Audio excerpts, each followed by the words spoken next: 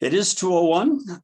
Welcome everyone, and thank you for joining HCEG and our panelists today. I'm Ferris Taylor, Director of the Healthcare Executive Group, and today we'll have an open exchange of experience and insights and perspectives on advanced analytics to predict terminations and inform retention strategies across multiple aspects of our business. This webinar will be followed over the next few months by a series of small group focus area roundtables, more specific to Medicare, Medicaid, the marketplace, along with webinars and podcasts related to the HCEG top 10 issues that our members have voted. You can find out more about us and the upcoming events at hceg.org. Before starting, let me mention a couple of housekeeping items. First of all attendees will be on mute throughout the discussion, but feel free to click the Q&A button and submit questions. All of us as panelists will be able to see those. We encourage your questions and discussion. I will monitor the Q&A and share them as they fit in with the flow of the discussion, or we will have time at the end to address questions with the panelists. We will also be sharing a couple of short polls to get your input and insights, so watch for them as the discussion is taking place. Finally, as you noticed when you signed on, the webinar is being recorded, and we'll send you and those that are not able to join live a link to the recording, the reference materials that we will talk about during the session. We're excited to have you join us for this insightful and informative discussion. I'm pleased to have with me two good friends and healthcare colleagues I crossed paths with multiple times over the years. Paul Wingle. Paul, thank you. VP of Individual and Family Plans at Aetna CVS Health. And Kevin Deutsch, Senior Vice President of Health Plan Cloud at Softheon. And between the two of them and myself, we'll be having more or less a fireside chat. So let's get started. Let's start with you, Paul. Share your healthcare journey to this point and the experience and lessons you've learned from being an early participant in the federal exchange before exiting and then coming back into the market. What were some of the driving forces that got CVS Aetna back into the marketplace? Right. Well, my personal experience actually predates the ACA because I was involved in the launch of health reform in Massachusetts. And that's how I found myself eventually going from Romney Care to Obamacare, and joined Aetna in the summer of 2012 on the cusp of all the activity that was going on to get ready, compliant, get ready to sell on the ACA exchanges. We built that business back in those early years to be pretty powerful one. Depending on the year, we were in 15 to 17 states. We had, at one point, I think by 2016, we were the largest carrier in this space with 1.1 million members. But it was a very volatile market, a very different market in a lot of respects than the one we're seeing today. We do see signs of stability, at least some margin, and we've seen more carriers return to the market because of those better results. We've seen incumbents who stayed in the market expand. We've seen new players come in backed by venture capital. So you're seeing a hotly contested market.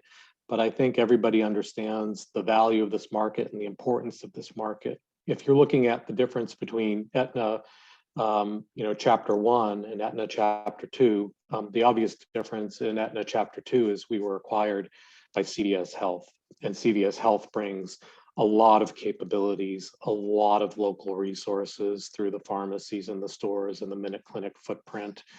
And also, we're a consumer retail company. So we need a consumer product in the insurance space as one of the bigger divisions of that company. And, having gone through the experience of the COVID recession and the job losses, if you look at our commercial book, it's very heavily, of course, our fully insured book, our ASO book, it's employer, right? We've seen a lot of growth in Medicare and Medicaid in the Aetna family.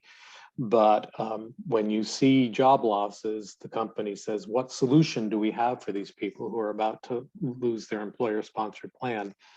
And at the moment, at that time, in spring of 2020, the answer was we didn't have much unless these folks qualified for Medicaid or were planning to retire, being 65 plus. So to have a full solution, if you're going to say to people, we're going to join you on your path of health through life, you can't have these gaps in the road, right? You have to fill them. So that explains a lot of why we're back in.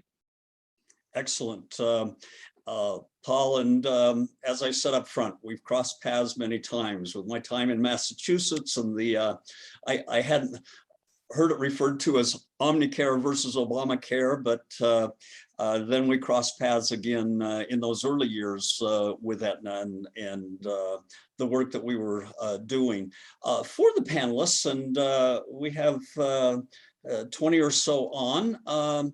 Steve, let's post that first poll just to give us a bit of profile of those that are on in terms of participation in the exchange. And while that poll is coming up, Kevin, share with us what led you and your team this year to begin looking at predictive analytics and how you're providing health plan insights beyond just acquiring members to actually informing and improving retention strategies.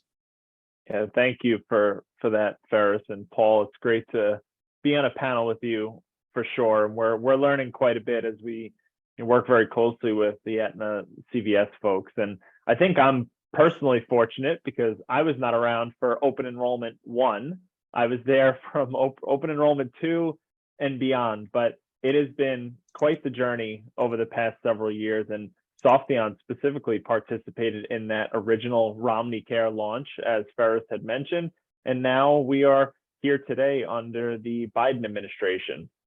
And I just want to underscore some of the things that Paul had mentioned. This is an incredibly competitive market that we're currently witnessing. And on our side, working with health plans that have been in since the beginning, plans that are getting back into the marketplace now, and then, of course, other new entrants seeing an opportunity, we had realized that we have to put this data to work.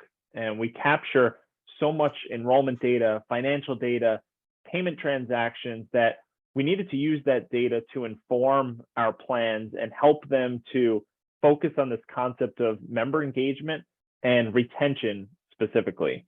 As the cost to acquire these customers is increasing, it's important that you're not losing them out the back door.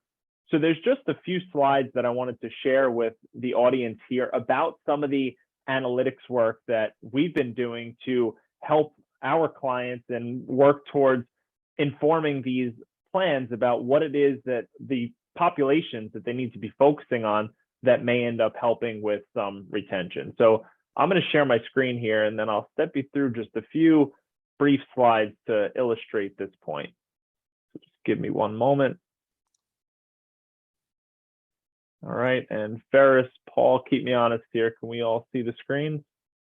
I'm blank. Oh, there it is. Oh, there we go. All right, excellent. So I'm sure that everyone has witnessed this before, and it's incredibly frustrating, the whole leaky bucket syndrome. So in some of the studies that we've looked at, there's about 10% of customers that will fall off the health plan from January through the end of the year for a number of reasons. They could be changing plans, they can be terminating for non-payment of premiums. So we saw this as an opportunity. We wanted to dig into this a bit further and figure out where are these challenges that's causing these members that come into the top of the funnel to end up going out the back door. So we put together a few machine learning algorithms. And as I mentioned earlier, we have quite a bit of data. Today, Softheon is supporting 90 plus issuers in the ACA marketplace with millions of specific enrollment lives. What we did was we took our enrollment data as well as all of our financial and payment data, and we created this machine learning algorithm. And what this algorithm allowed us to do was to predict with 84% accuracy the 20% of the population that will lead to 70% of the total terminations for a given year. So when you think about the power behind some of these metrics and the classic 80-20 rule, if you focus on 20% of your population, you may be able to save upwards of 70% of your non-payment terminations and coverage lapses in a given year. Now, this is identifying the potential population. This isn't talking about some interventions that you may employ as the plan, and we'll talk to Paul about that in just a little bit. But in general, this is providing the health plans with that data and insight to better target these populations.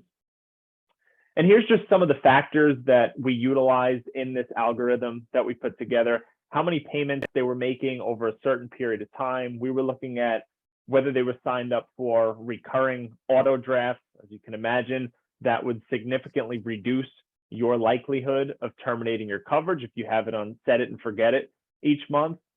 Whether you're paying by check, we were looking at the subsidy status. We were looking at the age of these individuals. Were you at higher risk if you're a younger generation or the older generation? The type of plan that you may be on and how many times you've entered in and out of the grace period. So this is just a number of factors that we utilized in creating this specific study. So when you look at it, there's a few things that we've identified as part of this data. If you're in a subsidized plan, you are significantly less likely to terminate your coverage than if you're completely self-paying. So you can see there's about a 10% difference in folks that are completely self-pay, unsubsidized versus having some form of subsidy. And with the American Rescue Plan Act, you can imagine that the number of folks that are receiving subsidized care has certainly increased over time. Auto pay and recurring auto drafts. This has been a major topic, and we found that plans that really push auto pay adoption for their individuals are reducing their termination rates. You could see that folks that are signed up for auto pay far less likely to terminate their coverage than folks that are going out and manually paying each month. I thought this was an interesting one, the family composition. You are more likely to terminate your coverage as an individual as opposed to if you're covering your family. The way I look at that is there may be a little bit more of a sense of responsibility if you are the policy holder for everyone else in your family, as opposed to you going out there, maybe you're in between jobs and you're looking for an ACA plan. So I thought that was an interesting one that we had found. The plan type, not too much to be identified here. You could see it's pretty consistent across the board as far as members that are more or less likely to terminate their coverage. Type of payment. You could see online and credit card certainly lead the way with your likelihood to terminate your coverage, whereby if you're taking the time to pay by check or ACH, you're a little bit less likely to terminate that coverage. By credit card type, you may have imagined this, that American Express, you are the least likely to terminate your coverage for non-payment, whereby currently MasterCard leads the way, but generally flat across the board, not too much correlation there as it relates to our findings. Now, in our original model that we had created, and we did this based on our data from 2020 and 2021, we had taken a look at members who already have 3 months of history in the system. So we were looking at, were they in the grace period over that 3-month span? Have they made payments? How were they making their payments? So our original study was based on 3 months of payment data. Now, you'd say as a health plan, you may want to get that data a little bit more upfront so you could better control it as opposed to being reactive. And in our original study, we were able to get to 19.5% of members that led to just about 70% of the overall terms. In phase 2 of this model, we had done it right out of the gate. So we look at your membership and say, who do we feel is going to terminate based on all those factors that we discussed previously?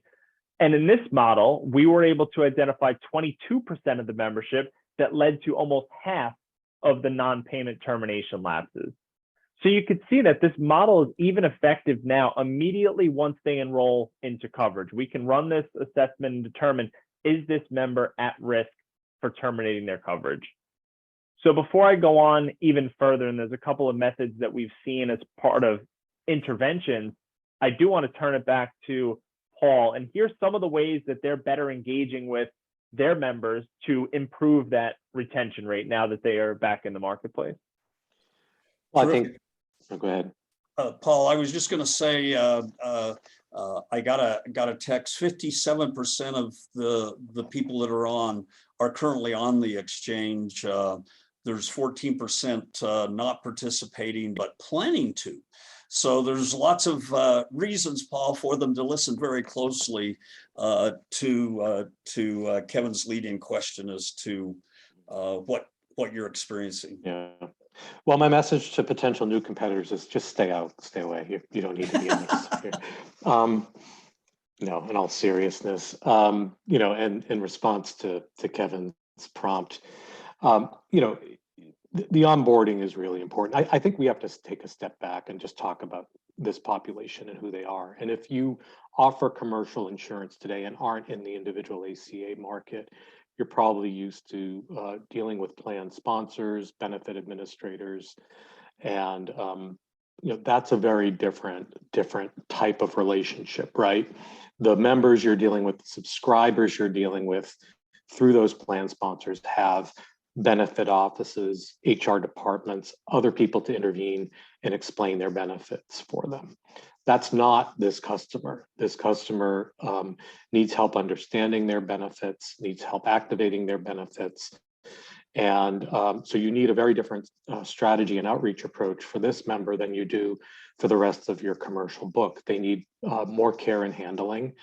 They will call you up more often than your other commercial members on a group plan. And that's okay. It's our job, if we get into this business of improving healthcare access, to improve understanding and comprehension of what insurance is, how it works, what you can pay, when you can expect to pay it. And so you want to provide the right tools and the right outreach and the right education for this membership. And it starts right when you get that first enrollment file from the FFM or from the state-based exchange. You want to begin your outreach early. You want to make sure that outreach effort, those member communications, are in very simple English with very clear calls to action. You want to make sure those touch points are timely and have the right frequency. So we reach out to these members right away with a welcome message. And then we have a series of countdown to coverage messages. And those happen either through email or through direct mail, depending on the method of contact available to us. And they involve QR codes so members can download a digital ID card while they wait for their physical card to appear in the mail. They can download our app so they can do some of that member self-service. And we've had very good adoption on that. The QR code campaign we launched is one of the more successful examples in Aetna history of people signing up and using the digital capabilities. We have the highest digital adoption after just a few months of business of any of the segments in Aetna through that campaign. We weren't surprised by that. We spent a lot of time talking to customers in this business before we entered the business, and they told us they wanted easy, convenient solutions in the palm of their hands. It makes a lot of sense if you think about who these folks are. They don't have a lot of spare time. If you go to Maslow's hierarchy of needs, right? Every time they spend on the phone or in an office waiting for an answer is lost income. These folks tend to be more likely in hourly wage jobs than salary jobs, right? So time is money for them more than almost anybody else, right? So you've got to make sure that the messages are appropriate and that the self-service options are accessible and easy to use. And we also just want them to feel like we're very proud and happy that they chose us. One of the other things we did, and I promised these guys I would demonstrate it, but I didn't realize I'd be working from home today because of some unforeseen events. But we sent out a box, and this is me presenting the box I was supposed to be holding, of Aetna CVS goodies, just to say welcome to CVS coverage. It's all wellness items. So it's a portable first aid kit. It's hand sanitizer. It's toothbrush. It's tissues. It's just health and wellness products that we have, and it's in a nice welcome box, again, with a nice splash card in there with the QR code to download our app, with instructions on how to go to the app stores and get it. Great adoption, great feedback in the call center from people being surprised and happy that we rolled out the red carpet for them that way. So, keep the communication simple, make them timely. When you see signs of lapses, when you see the grace period effects start to happen, we're on Kevin's platform, so we follow that data very closely, begin that outreach, and make sure the service is good too, just the ongoing service. There's the proactive things you do as a company, like the ones I just described. But then there's also the reactive things you have to do, and how responsive and how favorable is that experience, right? Because by the time a member picks up the phone, they've usually tried to solve the problem themselves, or have been on the phone with their provider trying to figure out what happened with the claims payment. And they're probably not in the happiest mindset by the time they get to calling you. So you got to make sure that service is really good and really excellent. You got to empower your CSRs to make some decisions in the member's behalf. And you got to have really good total service factor levels. I think right now we're very proud that our TSF is at 99%. And maybe this business requires something like that. Because again, if you don't have the kind of resolution you want on that member issue, because those members don't have an HR department to go to complain about your coverage, their next stop is the DOI for a regulatory complaint. So you want to make sure you are resolving that member's issue. Terrific. And Paul, you've emphasized the upfront digital component of this. What percentage of this population do you find are able to interact with the digital? I hear mixed percentages on digital engagement. What has been your experience? We achieved a 51% digital, 51. right? Yeah. Yes, we did. And then the in-mail, the kits, and these other things backfill around that. Yeah, and reinforced it, right? Remember, the kit had the QR code right in it too. Use this QR code to get our app. To continue to drive that. That's a really good insight. Kevin, Softheon in the early years when I knew it was focused on the ACA marketplace, but are you seeing a shift in the thought processes around looking at the other individual products, Medicaid, Medicare, and of course, with the public health emergency discussions or considerations underway, redeterminations will introduce complexities. How are health plans thinking about this? Yeah, so there's a lot to unpack there. And our main focus at Softheon has been in the ACA marketplace for the past several years. And we certainly stay committed to the ACA because of the growth opportunity there. What I will say is that, we're starting to look at consumerism more holistically. When you think about, and Paul mentioned it earlier, it used to be employer, employer, employer.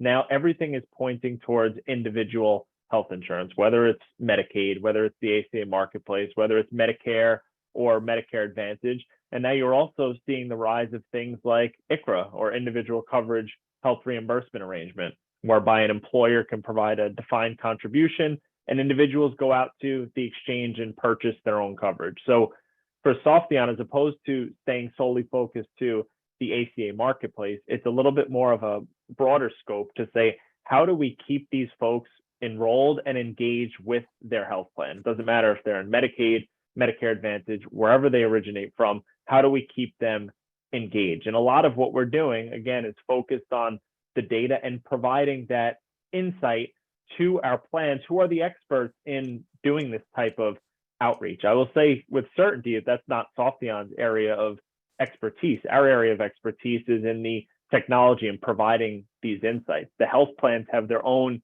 unique touch and way of doing things that's able to better connect with these individuals. So I will say that, with certainty, our focus has been a little bit more broad on individual consumerism going forward.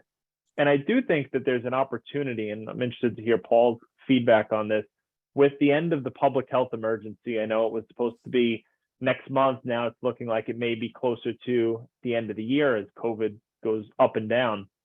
There's an opportunity for folks that are enrolled in Medicaid to be redetermined and be able to purchase a marketplace plan. So we're starting to hear major challenges from both the health plans and the states to figure out, well, how am I going to get in touch with this transient population? How accurate is my current data to be able to outreach to these folks? So that's something that we feel like we may have a solution to solve for on the Softheon side to some extent, but this is a much broader challenge. I'm interested to hear, Paul's thoughts on that as well. Yeah. Well, we have a whole work group focused on this. We have a robust Medicaid business ourselves. We have some overlap. We're certainly in states that will have significant impact from the redeterminations once the public health emergency lifts. We also expect there'll be some rulemaking around how quickly that membership attenuates. So one thing we did very early on as we saw this coming is we talked to CMS-SIO and said, look, you guys are going to have to coordinate with the FCC to be very clear on what we can and can't do with the members' information around marketing, right? You have your rules, the states will have their rules on member contact, and then their FCC rules on digital marketing and outreach and how we can use the members' information to quote unquote market to them, when all we're really trying to do is, maybe enroll them in one of our Aetna products as they leave Aetna Medicaid, but more to the point and from a public policy objective, we're just trying to keep these people covered. We want them to have continuing care and ongoing maintenance of care and stay on their care plans and stay adherent with their medications. And that's really what we're trying to do here. And there's been some provisional guidance around what we can use around member data to outreach and inform people that we have maybe an ACA plan, or they can go to healthcare.gov. So we'll see how that unfolds. We are getting ready for it, I know. Terrific. And there's a question that's come in and I want to pose it. It's directed at you, Paul, but I want Kevin's input on this as well. But while I'm posing that question, we have another poll really asking interest or involvement in more analytics around terminations. I'll have Steve put that poll up while we take this question. And it's a great question. I love the term. What feedback could you provide to those who have a Frankenstein solution, referring to a legacy solution? And a good term, I'm going to remember that one, Alexander, but versus investing in a new solution, an end-to-end solution, whether it's Softheon or some other one, for a better seamless experience and right. system. And maybe I'll add to that, Paul, and talking about the lifetime value of a customer. How does the CVS Aetna measure that type of value? Because as a huge organization that you have your Medicaid program, you have your commercial, individual and family business, you have your Medicare business. How are you sort of thinking about it a little bit more holistically? Yeah, well, I'll take the question from the group first, and then try to transition to your question, Kevin, which I think has a different flavor. But I am an implementer. When I came in 2012, we were trying to figure out the right platform solution, and we had a number of legacy platforms we could look at, and we were looking at whether we could adapt a legacy platform. And I'm talking here about claims. I'm not talking about the front end eligibility and enrollment piece. So maybe that's a point too. Maybe we should just step back. A solution, in my view, is really a collection of platforms that serve different business purposes that you need to integrate to be ready to go on exchange. I'm not aware of any single exchange in a box solution that includes all parts, right? So you might have a legacy claims platform. You might want to look at a new claims platform. That's a big project to swallow for any organization to begin with. So I think the place to start is really, what can we administer in terms of claims? And then the question really is, how do we deal with the eligibility and enrollment and the integration with the exchanges, the public exchanges, who's going to build the pipes to accept the enrollment and the disenrollment and the changes in the membership composition and the redeterminations of subsidy levels, right? That's the piece that Softheon and other solutions in the market have. So, you know, most of the plans in this space, almost all of them, do tend to work with different eligibility enrollment and billing solutions like Softheon, and then have their own inside, you know, claim system that transitions the data from the eligibility system and activates that member and then starts paying claims on behalf of that member. And obviously there has to be some information going back and forth around the member and the member status, grace period, right, in terms of non-payment, when we're pending claims, when we're paying claims, when we're terming the member. So all of that has to happen. When we did this business before, we were in the process of acquiring Coventry right before the first open enrollment. So we were very Frankensteined, if I can turn your word into a verb. You know, we had legacy Coventry systems, legacy Aetna systems, and ultimately we decided to build a whole new system because those legacy systems were a little long in the tooth, which is a whole different story, and probably explains a little bit of why our cost structure got a little out of control. And it's part of the reason why we probably had to exit in 2017, right? Because we just couldn't control those costs. So it's an important lesson that we learned around efficient solutions. We're very happy with the claims platform we have. It's the future platform of the company. It's not an old jury-rigged platform. But you know, as Donald Rumsfeld famously said, or infamously said, you go to war with the army you have sometimes, and try to make it work. But I do recommend, or we found that it was easier for us to partner with EEB solution than attempt to build one on our own. And then Kevin, on lifetime value, obviously all this readiness activity, all these platforms that form your solution, they have running costs, they have startup costs, they have build costs, they have you know, both fixed and variable, right? And that contributes to your SG&A, which contributes to your view of what you'd need to pull from this business to eventually get some positive margin from it. We're trying to bring more of an enterprise focus, right? As I mentioned, we're now the health division of a big Fortune 4 company now, right? And so what we do is we try to create more value for the entire enterprise and try to get credit for that in our pricing and in our future competitiveness. So, you know, we design our networks around some of those assets that CVS has. We design benefits around that. So where feasible, where the AV calculator allows it, we'll do $0 minute clinic to you know, provide that care option in the CVS footprint. We have a managed pharmacy network that obviously has CVS strongly in it, at the center of it. There are other pharmacies, obviously, that participate in that network, but it's strongly a CVS focused one. So, you know, more than half our scripts get filled in CVS, and that's net new membership we're bringing through this new line of business. So it's additive. It's not, and the company sees that it's additive. You know, and then we're also, in terms of the value prop of the product, offering additional discounts in the stores to these members through a program called Extra Care Health. So we're trying to show all the value that we can bring to the member, but as we deliver that value to the member, it also returns value to the enterprise. And you know, that helps us make the business case for being in this business. And Ferris, to maybe take that one step further, and Paul, you were talking about the CVS stores and the retail centers.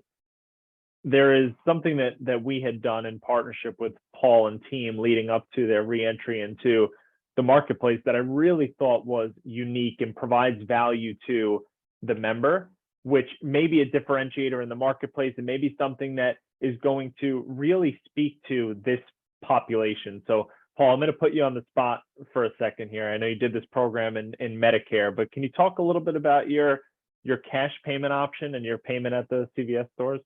Yeah, so all of our bills have a code on them, and you as a member can simply walk into a CVS, walk up to the cashier, they can scan the code, and you can pay your premium contribution for your individual ACA plan at any CVS location.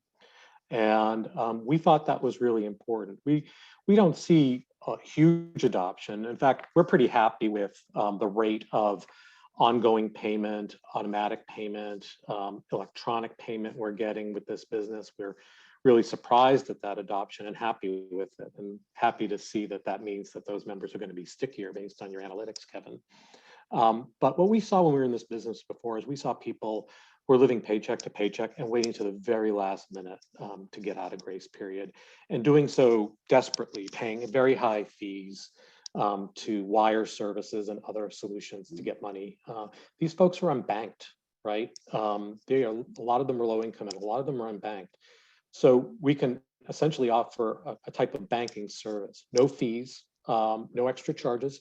Just walk into a CVS if you have cash and that's what you use, pay the cashier with the cash. The point is convenience, and what we've seen is we don't see a lot of Western Union payments coming in anymore, but we see a few hundred month coming in through this, in-store option, and that's much better. These members aren't out these crazy fees they can't afford to begin with. And if we think about issues like social determinants of health and all the other things that go on with how these members have things to worry about and do and maintain, it's just one less worry for these folks, one less stress. Just don't worry about it. Go to the store, you can pay it there, and stay active. And the implementation on that went very well, Kevin. I have to say, you guys did a great job with us. I know we worked with a sub-vendor of yours, and to make some of that work. And it's been, knock on wood, chugging along quite well. Thank you. Yeah, and that's certainly something that, we want to see more of that type of innovation. The technology exists, right? Because of course they're accepting the cash at CVS, and then all of that, funds flow down into other systems that allow for reconciliation to occur and whatnot. But the technology exists. And if you combine some of the analytics work that we're doing to inform types of interventions and then determine ways that, why is a member not paying their premium, maybe they don't have an option like this available to them, that's something that I know we're excited about as Softheon, is learning from folks like Paul and CVS Aetna, is what else can we possibly do to really support this membership in this unique demographic. And like I said, it doesn't have huge adoption, but there's one constituency that gets very excited about it, especially when you talk about helping the unbanked stay current, and that's regulators, right? When we talk to DOIs, this sometimes comes up, and I know it comes up in one state in particular quite a bit. And we say, look, we offer this service, and every one of our payment reminders talks about it. So It's there. Interesting. Along that line, a question just came in, which is a good one. Thanks, Sean. In terms of, for this lower income population, has there been any consideration of a foundation or a not-for-profit or something to help them through the bumps that might occur along their financial journey to offset premiums that they would fall short on? Does that ever come up in a discussion, Paul? Oh, that comes up. It's a phenomenon known as third-party payers, right? So got to be careful there, right? Because we've seen examples in the market of provider organizations paying premiums to get services paid, and then dropping those members once the service was rendered, right? And there are different types of providers that have been caught doing this, and it tends to distort the risk pool, right? Because they're just getting these folks on, keeping them current while they're servicing them, and then not providing that care or that continuity of payment once they've gotten reimbursed for the service, right? It can be a problem. So, generally there are allowed third-party payers in the law, right, in regulation. This all goes back to whether or not these plans are, in the words of Medicare regulations, federally sponsored plans. Federally sponsored plans, such as Medicare Advantage plans, aren't allowed to take third-party payers generally at all. ACA plans do not have that protection. And when it was announced in fall of 2013 that they didn't have that protection, all the carriers involved got very nervous that we were going to see that third-party payer dynamic emerge. So the White House quickly kind of recalibrated the rule and said there are certain groups that are allowed third-party payers, like tribal groups or Ryan White organizations, 340B organizations, right? There's a certain carve out, but you don't want to be in a situation where, say, a hospital system is signing somebody up on an SEP, paying their, couple $100, taking, hundreds of thousands of dollars for treatment, getting that reimbursement, and then dumping the member and not covering the member, letting them go, right? That phenomenon can happen, and you want to protect the integrity of the risk pool and the problem of this third-party payer dynamic where you can allow it where it's compassionate and needed, like the rules do, but prevent kind of self-serving or self-dealing through it. Terrific. And so caution.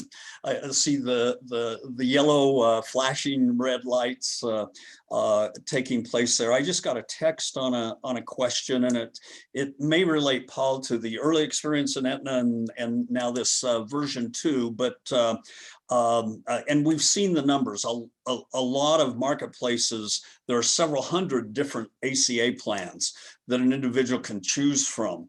And the experience early on was more and more plans. What is Aetna's perspective right now on the number of choices and the differentiation of choices that you put in front of in the marketplace?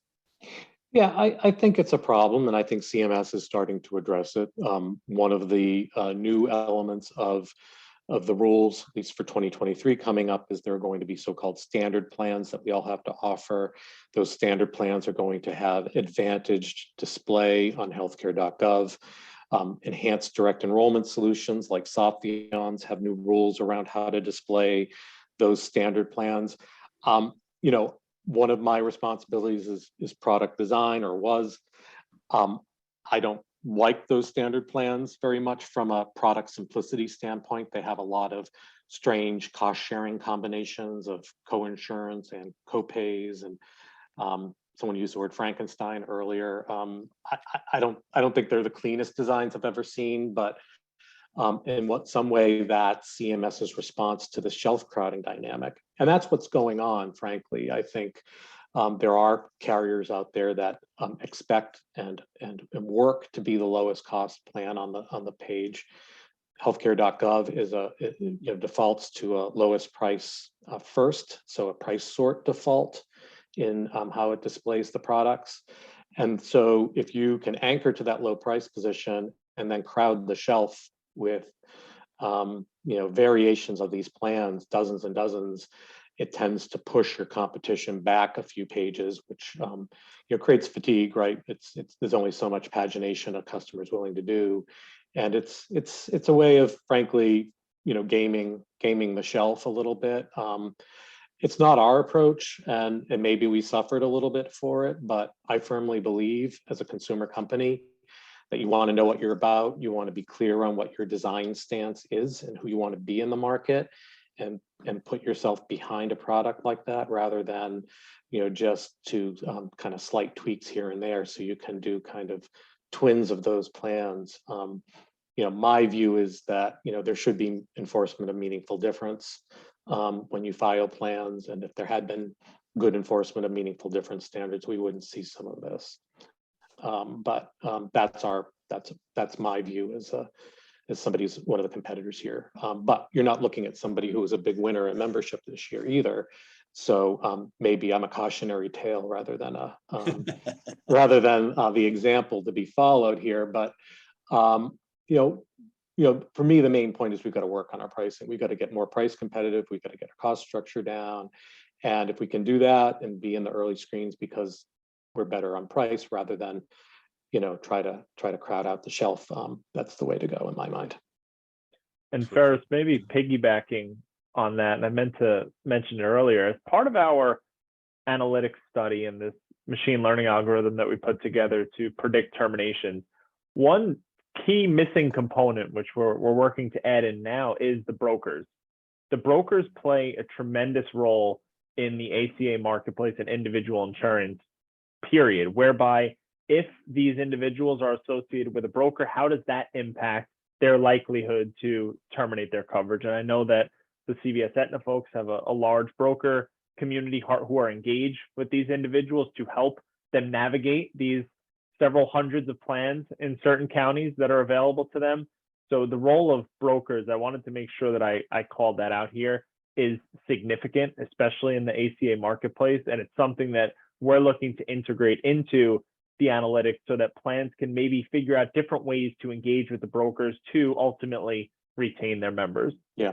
And you want to make sure you're providing brokers with good data on the status of payment status of their members so they can help with that outreach, most definitely. Right. And how do you utilize the brokers to maybe help facilitate somebody who's going from Medicaid into Marketplace or Marketplace into Medicare Advantage? So all of this data and the concept, the reason why we're here today is to talk about this advanced analytics. There really is an opportunity to integrate the broker into this whole process to, once again, ultimately serve that end consumer or member.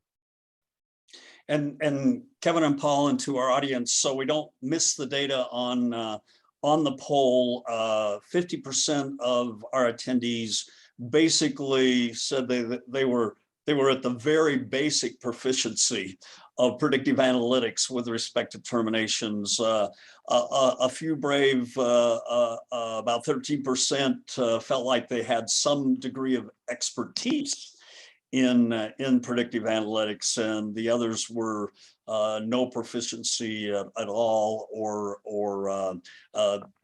some of the responders, the question really didn't apply, but 50% basic. This discussion leads me to believe that given the importance and the cost of acquiring members, that a bit of focus, Paul, in terms of what you described in terms of that engagement. There was a question as to whether too much engagement up front would overload the member.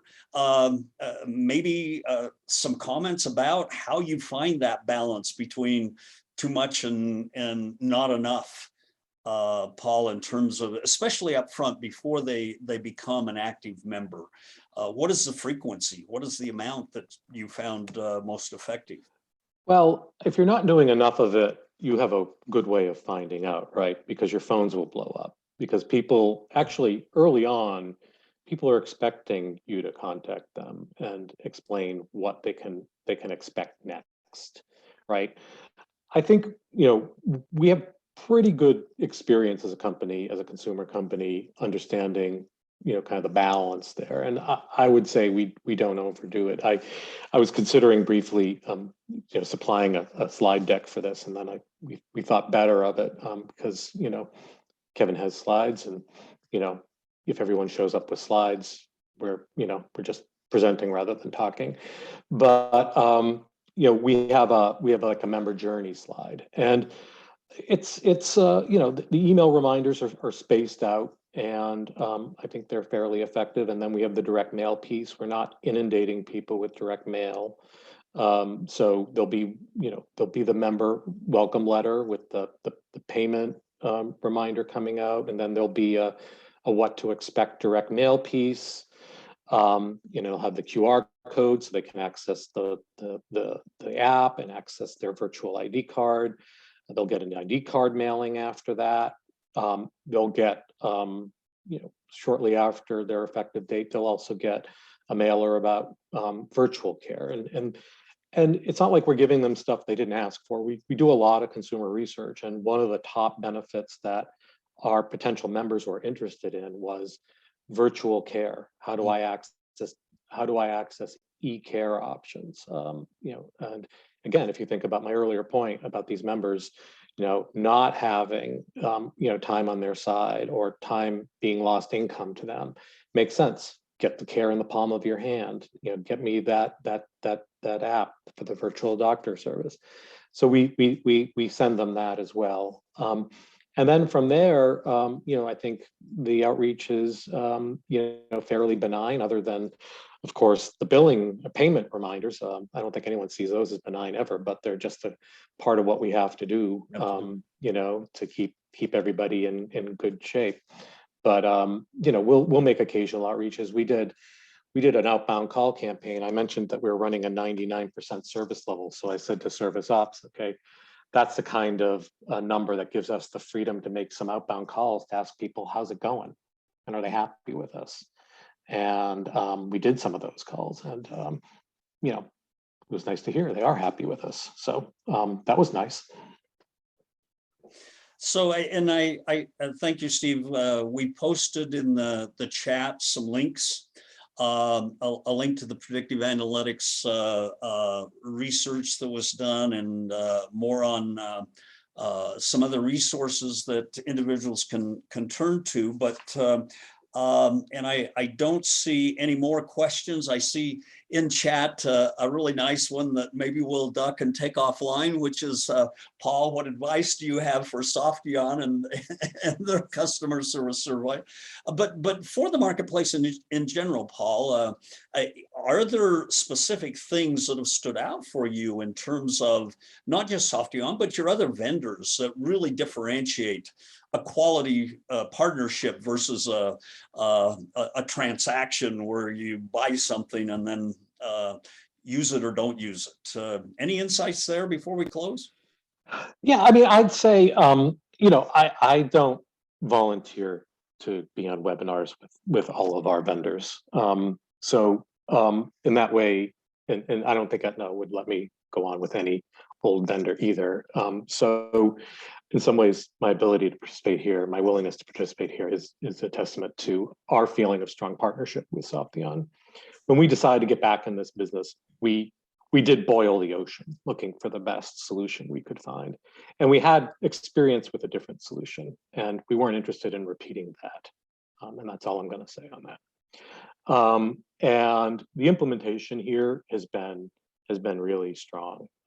They have, I think, a fantastic solution, and its performance has been great. You know, I think the challenge for solutions like Softheon is you start as basically a software as a service solution, but when you're in this business, you have to start bolting on some business process outsourcing, right? Like mail fulfillment and other parts of that.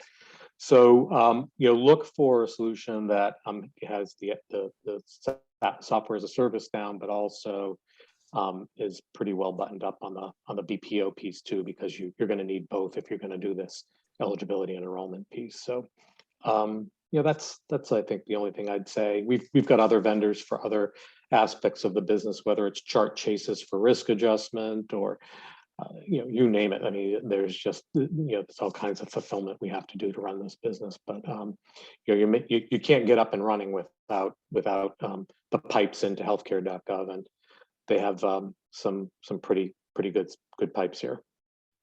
All three of us have experienced this. The strength of a vendor relationship isn't whether you have problems or not, it's how you go about solving them, and those issues are always going to come up.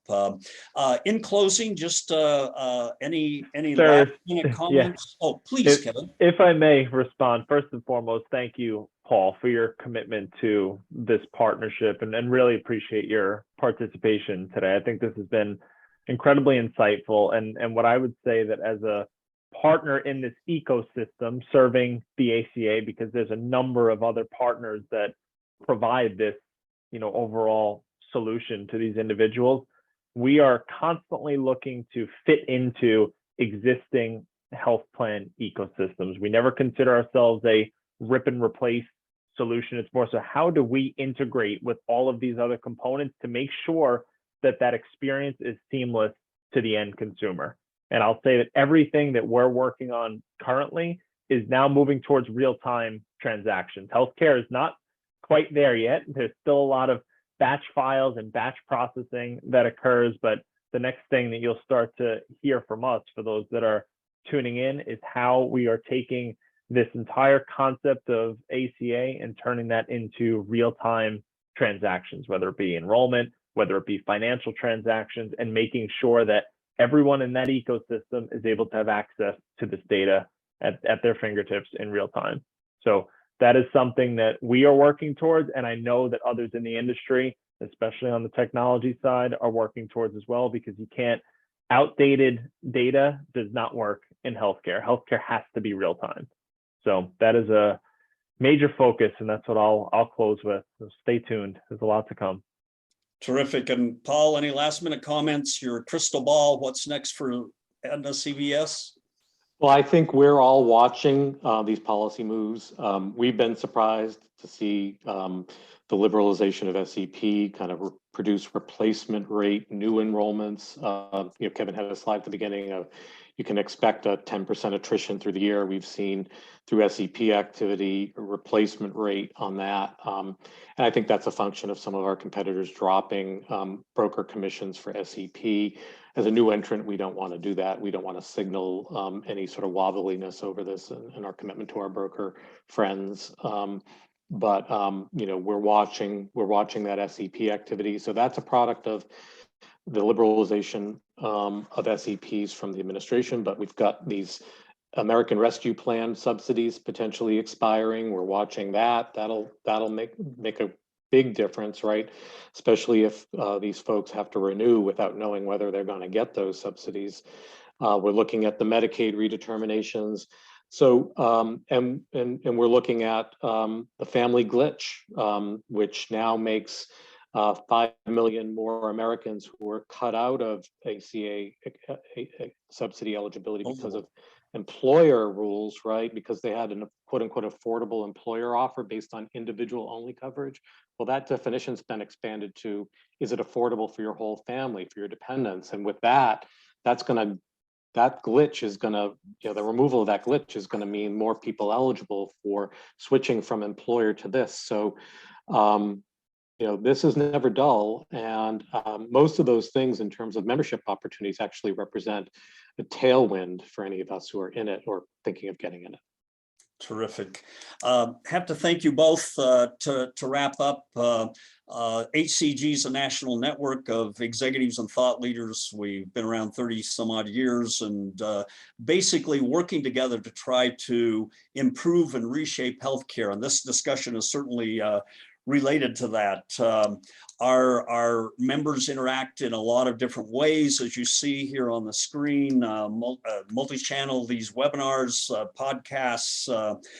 We have another webinar coming up June 15th, really to report out national research called Industry Pulse, where we dug down deeper into the HCEG top 10 issues. We invite all of you to join, get on our newsletter list, and join in these discussions. The Q&A today has been great. We thank you for that. And so with that, thank you, Paul. Thank you, Kevin. And thanks to each of you who attended, and have a great day. Thank you, Ferris. Thanks, everyone. Bye, everyone.